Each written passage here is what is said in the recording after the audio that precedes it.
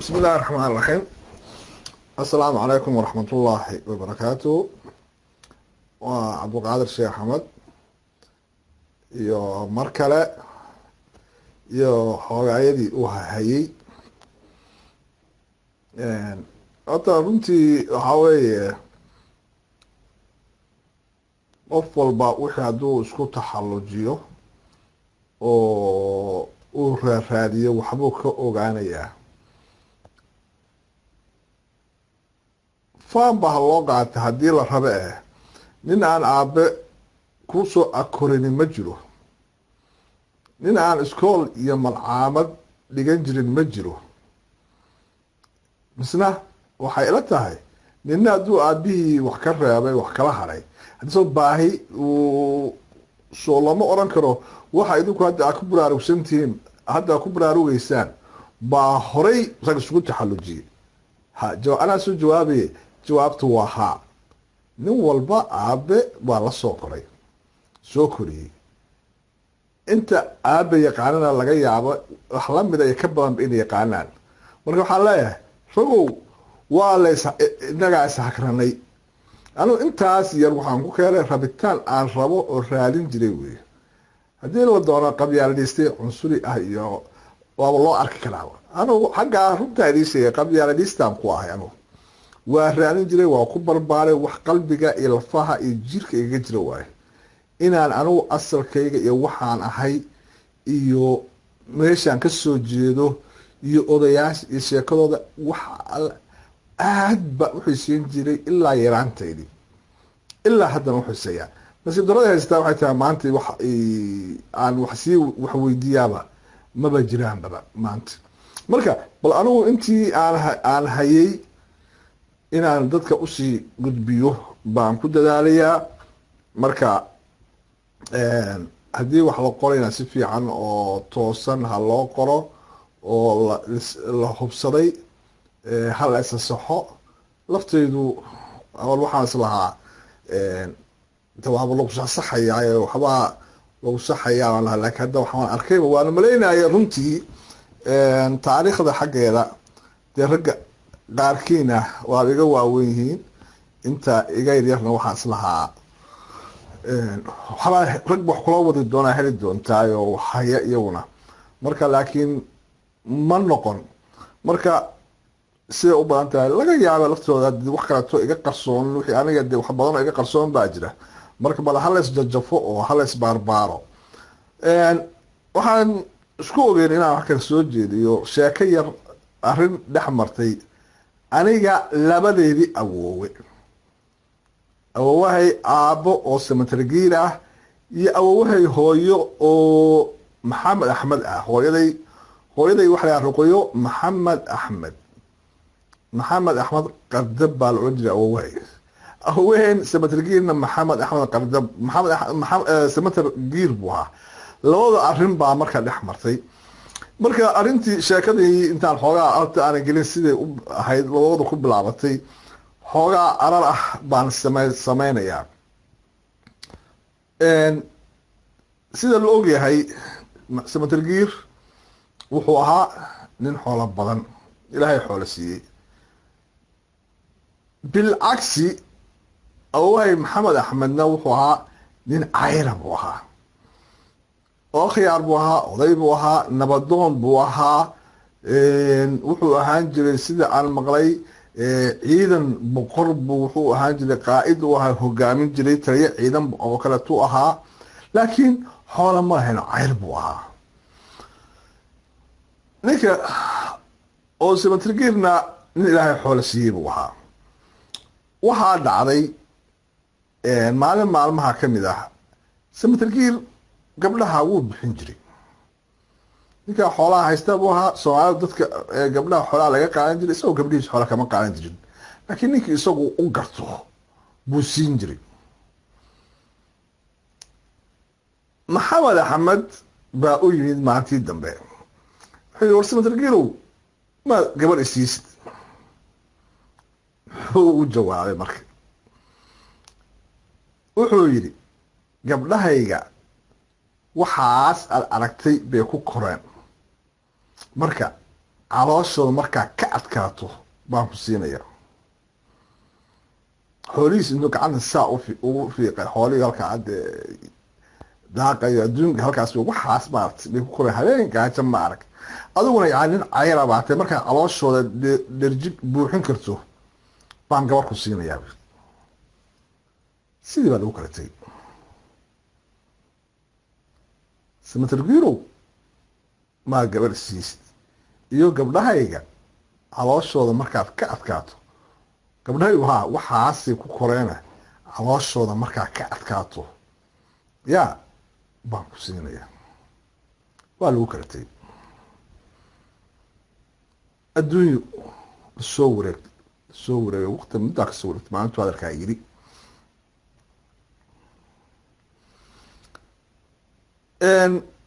si kale arrin kaleetaan markaa horta dhex gelinayaa oo ah samatargiir wuxuu lahaa laba qoys buu lahaa laba bahood buu lahaa waxaa la kala oran jiray bihini geedi iyo bihini warsame yani bihiniga bah ina geedi weeye iyo bah ina warsame marka soomaalida waxay ku tirahaa bihini geedi iyo bihini warsame baa la kala oran jiray waa habka soomaalida bihini heblo baa la yidhaahdaa sideedaba bahaha aabaha gabadha aabaheed haweenta aabaheed baa bihini heblo baa la yidhaahdaa sidaas darteed bihini warsame waayo faadma warsame quwaax weeye marka waxaa loo jeeda bihini warsame bahda kalena bihini geedi baa la oran jirayo waa muumino geedi yaryaro weeye muumino geedi wey marka bihini geedi baa la oran jiray hadda halkaa xoogaa idiisii bidhaamiyo ragga aan sheegnay oo 9 ah 6 waxaa dhashay faadmo warsame waxaa la bihini warsame isku ahaayeen bihini warsame markaa 6 waayo waa maxamed maxamuud faarax ciise saalax iyo ninkaa yaraanta ku dhintay oo bahalku qaniinay magaciisa aan lahayn 6daasu waxay ahaayeen bihini warsame faadmo warsame aan dhashay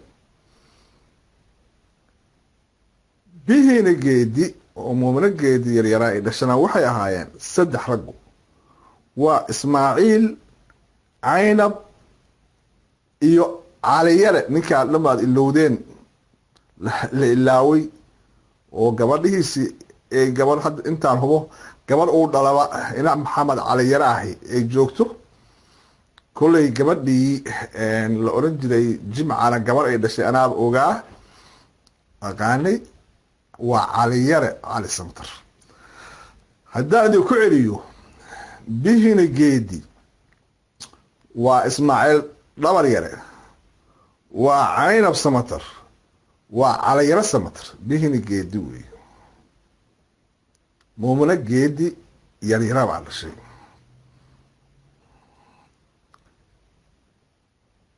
waxay la dhalatay bootaan geedi reerkan reer bootaan oo dhan aad maqasheen reer bootaan geedi weeye ayadeenna waxay ahayd muumino geedi iyo bootaan geedi weliba ilmo dhabar yarana waxaa sii dhashay ina dhabar yarana waxaa sii dhashay ina bootaan geedi baa sii dhashay reer dhabar yare labadooda ayeeyo aabbahood iyo hooyadoodba aabbahood iyo awohoodba dhalay dhabar yarana waxaa dhashay muumino geedi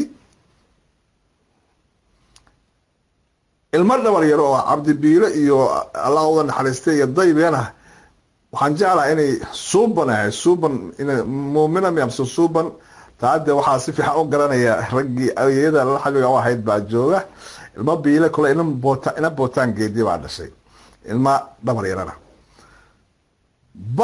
bihini warsamana haddaan idinku celiyo 6 ragii ahaayeen. nin waa ninkaa yaraanta ku dhintay waana magaciisa aqoon anigu aan ahayn kolley. 5 kalena waxa weeye maxamuud oo curadkii ahaa baaluud, oo maxamed oo dhuuxiina ku magac dheeraa, faarax qaawo, oo ciise samatar, iyo saalax saryan. 5taas iyo ninka dhintana 6 bay ahaayeen, waa bihina warsame. okay, intaasu sheekada arar bay usii ahayd soo socota. maxaa halkaa marka waxay noo joogtay sheekadii hore maxamed axmed qardab oo u yimid ninka la yidhaahdo ninkii la oran jiray allah yarxam awoyaasheen kulli awoyaal weeye samatargiiro iyo samatargiiro gabarisi intuu maqlay gabdhaha isagu hadiyad buu u bixiyaa, ragga waa si xoola kama qaato, gabdhihiisa uu bixiyaa. isna ugu jawaabay adeer markaad gabdhahay waxaas aad aragtay bay ku koreen calooshoodu yaa gaajiya waxaa mataqaan aduu nin cayar ah baa tahay waagaad calooshooda ka adkaato markaad calooshooda ka adkaataan ku siin doonaa gabar. baa lagu kala tegey. adduunya waa meerta waxaa dhacday markaa sheekadii halkaa waxaan bahabaha u sheegayey ha laga raali ahaado. anigu ma jeceli samatargiir kala saar iska daaye kala bahabahayne gabdoon inaan kala saaro ma jecli. wax la kala saari karana maaha, waa hal oday, waa hal muxuu ahaa xubin weeye, ilaahay ha naga dhigo. laakiin waxaa keenaysa sheekada si loo fahmo. bahabuhu waa jireen, labada bahood baa lahaa. marka waxaan uga jeedaa odagii wuxuu yidhi waxaa la odaga samatargiira marka wuxuu jeclaa bihini warsamuu jeclaa bihini geedimuu jeclaa sorry. odayaashu markay bahal leeyihiin, 2 bahood leeyihiin, hal alaa bahbay jecel yihiin oo xag layaan. balse ilaahay amaradii xoolaheedu ma tarmaan. bahdan bihini warsamana xoolahoodu dab dhagax lagu dhuftay bay noqdaan. markaasuu waa 2 bahoodee markii bahdan xoolaheedu baaba'aana tarmi waayaan, bahdan kalena ay carrada qaataan buu u xoola baraa baa layidhi. bar xoolaha ku dhuftaa isla xoolihiisii oo xerada kale ku shubaa. oo bahdan halkaan ayaana ka tegin aan dib ugu noqday. bahdan gabdhay u badnaayeen, 6 gabdhood iyo 3 wiil bay ahaayeen bihini geedi. bihini warsamana 6 wiil iyo 3 gabdhood bay ahayd. marka weligoodba odayaashu bahda gabdhahala bay jecel yihiin. wariga dhammaantiis bahdan xooladu waa furmaan, bahdaana way baaba'aan. oo sugu xoola jaraa xoolaa intu isku dhexda isku dhufta baa la isku daro dhexda uu kala dhuftaa. kuweer way fufaan, kuweer way baaba'aan. markii muddo la joogo wuu isku celiyaa, wuu kala qaybiyaa. waa adduunya waa kii dambe waxaa la odagii samatargiir ahaa raggii hore way iska safri jireen oo safar buu iska aaday oo dhulbu iska tegey, dhul buu tegey wareeg buu aaday. anigu iska adigu dhul buu iska soo aaday maaqaan dhulku meel isla adigu waddanka barigaas dhul fog buu aaday xoogaa buu muddo ku maqnaa. muumino geedi waa iyadoo xaamilaa buu ka tegey. markuu tegey bay tiri ilaahay waxaan ugu ballan galay banaaxiga idaha bihina warsamo inaan ka fogaado. way dhaqaajis. waa xaamilo. yay xaamilaystahay caynab bay markaas xaamilaystahay. reerkan reer samatargiir halkaa daylac iyo baargaal iyo halkaasi deganaayeen. halkaaya waxay ku jeexday caruurteeda intay kaxaysatay oo qori ay baahaan u lahaayeen bunduq ah ay qaateen bay halkaa ka baxday iyadoo xaamil aho ilaa boosaaso xaggaasi aaday. way lugeeyeen dhex haddii lasii maraayo de muddaa boosaaso iyo baargaal waa dhul aada u kala fog. haddii la lugeynayo oo dumar ay tahay oo caruur ay xaamilo tahay oo caruur wadato yaryar way gaajoodeen, wixii ay wateenna waa ka dhammaadeen. waa sheeko aan been ahayn oo caan ah weeye, wax la dhisay ahayn. waxaa la yidhi qorigoodii bay jidka sii socdeen ay sii iibsadeen. nin meel joog u taga qorigii waxbay kaga bedesheen, xoolay kaga bedesheen, waxbay kaga sii bedesheen. way tageen boosaasay tagtay. sida sheekada lagu sheegay boosaasu ku dhashay caynab marka ay ku dhashay. odagiisa matalgiir ahaa safarkiibuu ka yimid, wuu yimid saaleore ina giir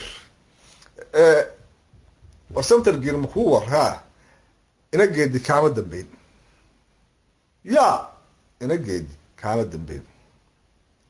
bar halkiisibu isna buraashadiis ka biyeystay.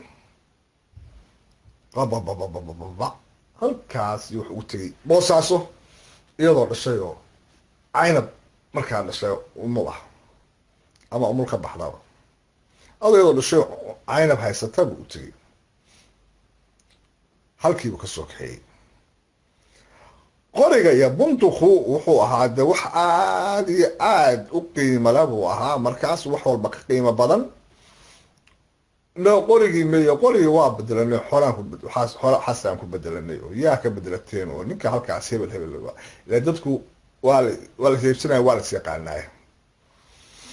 ninkiibuu u yimid oo niyahow yiri naagtan qori baa ka qacatay. hayo waa kaasaaho horta qori naaga ma laha weydo qoriga wax gabadha qori nin baa lahaa, ninkii lahaa waa ka barta qoriga kaan buu yiri. buntuqii horta igu soo wareeji. dee dadkii hore dad iimaan iyo caqlile iyo muxuu ahaa xeer iyo wax kala yaqaano hadal ma soceliyo. qori naaga ma yeelato, ma fahamti. nin baa leh, ninkii lahaana waa kan. hadal ma soo celin oo de markii la isu wareystay oo garanaya de samatrigiirna de nin caana buu ahaa. war bay garanaysaa samatrigiir soo ma ahaa maxaa ka xoolihii maxaa reerkaan siisay intaa meeshaan kuusoo mariyaba anaa xoolahay kuusoo gudbin doona bal qoriga soo wareeji. qoriga la naagi male, nin baa lahaa, ninkii lahaana waa kane. hayeebilu qorigiisa farta ka saaray. xoolahaagiina anaa kuusoo diraya, kuusoo gudbinaya intii ahaa intaasaasi sahaa wixii waayahay. dadku dad iimaan laho is-aamina buu ahaayo de ninkaasu nin magac dheer buu weliba ahaa. de samatargiir do dhulkaasoo dhan caankaaba aha. ma samatargiir ba ha babababa haya waxaagi fartuu ka saaray. waaya iisoo dir xoolahaygi. haye waa kasoo tegay.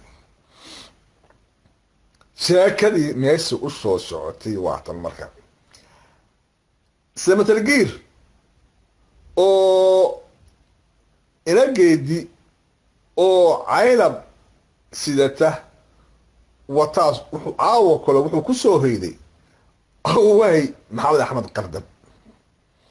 maxamed axmed qardab caynab buu ahaa weligiis, weligiina laba kama yarayn, laba reerlaa ahaa. markuu u jiraa labo saddex afarta u wadi jiray. xataa beri baa jirto laga sheekeeyo xataa mid shanaad oo furay iskala soco jirta reer kamid ahaan jirtay. awahay maxamed axmed dad badan buu dhalay isaguna. markaas uu u yimid laba reer buu leeyahay, laba qoys buu haystaa. qoysba maxaa u xaraysan? qoysna 9 neef baa u xaraysan, qoysna 7 neef oo caynkaas u xaraysan baa labadiisa qoys. samatargiir baa ku soo hoyday oo haweentii umulaha cunug sidata baa wadato. haddii la iswareystaa ina maxamed axmed qardabow neef wiilkaa xoolihiisii aan ugu geeyo baan kaa rabaa. raggii hore dee laisma cacaay jiro, laisma xagan jirin, waxa weeye waa la isla sugi jiray. waayahay bu yiri samatar waa ku simeeya xoolihiis. haddii wiilkaa caaway gaajaysa waxa uu ka gaajaysaya, laakiin meesha qoyskan laba qoys ay 7 meela iyo 9 meela 16 neef u xaraysan tahay laba qoys. dee isaga xagga waxaa u jira 5,000 oo neef ama 10,000 oo neef weeye, laakiin waxba uma aha caaway. waa kaa ka baryootamay. laba baryo waa barye, xaweydiin waa barye. waayahay wiil cadeer aroortii markuu waagi baryey buu labada xero intuu galay. xerada wuxuu kasoo bixiye ri kasoo bixiyo ermaan iyo war hal ri ma jiidi kartide labadaa riyood wiilka xoolihiisii ugu geey laakiin samatargiir adeerow maxaa soo taa buu yidhi. markaasuu yidhi adeerow maalintii gurigii hebel aan kuugu imi maxaa soo taa oo aan gabadha ku weydiistay iyo waxaad igu jawaabtay siye war naga aamus haddaan mid ku siiyey haddaan mid kaa ballan qaaday aamus buu yidhi. waa uu aamus isna sidiibu markaa isna wiilkiisii ku kaxaystay ridii muxuu ahaa labada ridood uu jidka loogu sii maalo usii kaxeeyey adduunya lasoo wareegaya bes de nin loo ballan qaaday weeye gabar oo isagoo muddaa kasoo wareegatay oo maalintii damatu usoo galay u yimid samatargiir. i waran labada habeer golsaayaad gabadhaad iga ballan qaaday baan kaa rabaa sooyeen taa caaway dhalatay baan ku siiyey. waa tuma waa ciido samatal waa ayadii aniga hooyaday dhashay marka habeenkaasay dhalatay. wuu u tegay fartaas faryaru ka xirtay sidaasi wart halkaasi u joogtay habeenka ay dhalatay uu u siiyey joogi jiriye waxa waa gabar nin u joogta weeye la siiyey cid la hadli karta ani ayaday si fiican baa usoo gaaray u sheegay sida ciido samatar waxay iigu sheekaysay anugu waxa gabdhaha lala hasaabo oo la shukaanso weligay maba arag waxay shukaansada daada maalintan caqli yeeshay waxaan maqlayatay ciido ninkeedii hadda maalin 4 jir haddaan ahay 3 jir ciido ninkeedii baan maqlayay yaaba markaas weligayba cidda baa hadlay siday isaga joogtay adduunyadiisaa kale iska jiray dadkii wax kale ahaayeen sanadkii sayidka la kiciyey bay tiri ayeeyo buu isagoo socdo yimid nahayana keen hore awowna markaas uu dhintay samatargiir dhintay markaa waa uu dhintay baa layidhi bay oo hataa hoogeed dhimatay buu u yimid hataa gabadhiisu ninkaa usii meersa hore ula sii dhaqaaqay. marka sheekadaasuna waxay dhex martay samatargiir iyo maxamed axmed qardab oo labaduba ahaa labadeedii awoowe oo hooyaday iyo aabahay awoowihiis iyo hooyaday aabaheed ba yani hooyaday maxamed axmed qardab waa hooyaday aabaheed awoowahay koowaad iyo awoowahay labaad oo samatargiir ah bay kaa dhex martay. waa sheeka caan ah oo marka xikmadaha ku jira sheekooyinka xikmadaha laga faa'iidaystaa. kow waxaa kamid ah xikmadaha haddaan ka faa'iidaysan karno in mataqaanaa waxa la yidhaahdo hanti kufaanku uusan fiicnayn in nafsi waxa la yidhahdaa uu jiro. waxaa kaloo ku jirta raggii hore xikmado badan baa ku jira in raggii hore ay ahaayeen rag is-aaminah bal ninka qoriga muxuu ahaay qorigiisi xoolihiisi laga tegay layidhi samatargiir anaa kuu sii dara keen qoriga qiimaha uu lahaa dumarku muxuu ahaa xikmado badan baa sheekooyinka laga faa'iidaystaa kulley anugu aan ka faa'iidaystaa.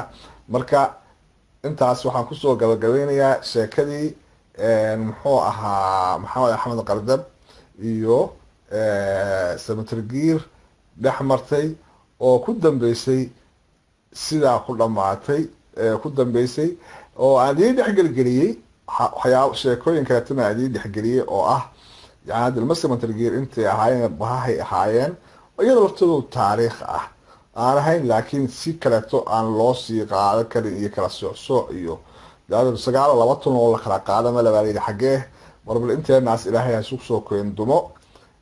wassalaamu calaykum waraxmatullaahi wabarakaatuh.